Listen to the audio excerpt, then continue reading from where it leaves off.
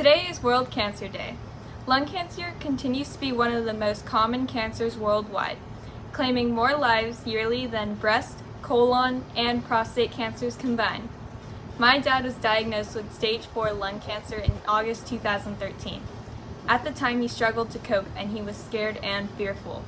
Even though he was given 6 months, 7 years later, he continues to battle this devastating disease.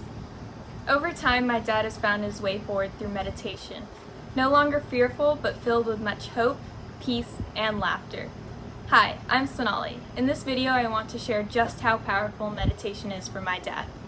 And in doing so, you or perhaps someone you know may find strength, hope, laughter, and most importantly, life.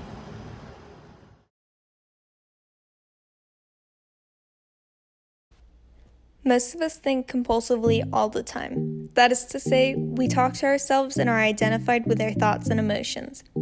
Obviously, if we talk all the time, we don't hear what anyone else has to say. So in the same way, if my dad thinks all the time, he doesn't hear what anyone else has to say. If he thinks all the time, if he talks to himself all the time, he doesn't have anything to think about except thoughts. And what are thoughts anyways? He's realized now, thoughts are just based on heaps of information and prejudices he has gathered since he was born. And therefore, he is living entirely in the world of thoughts and emotions. And he is never in relationship with reality. So this could be the first basic reason for meditation. But for him, there is another deeper sense, which he has come to perceive with practice. Let me explain.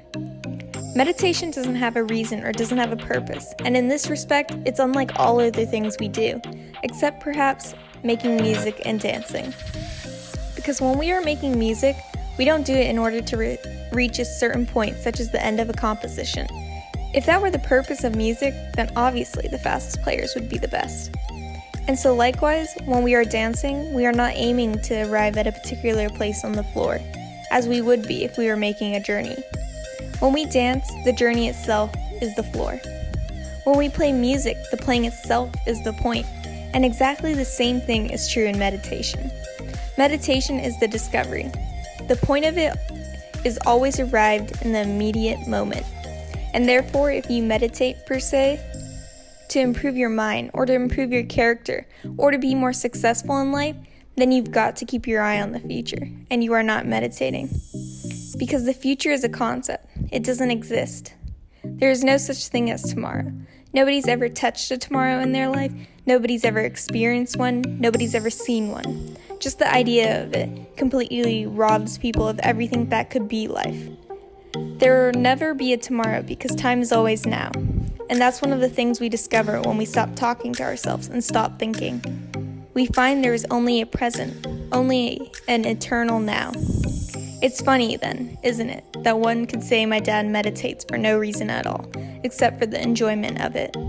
For him, it's not a ritual, or a belief, or religion, or dogma, or something you do as a grim duty. Meditation done correctly has nothing to do with that at all. It's a kind of digging the present. It's a kind of grooving with the eternal now.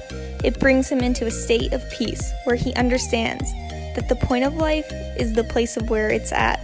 Simply here and now.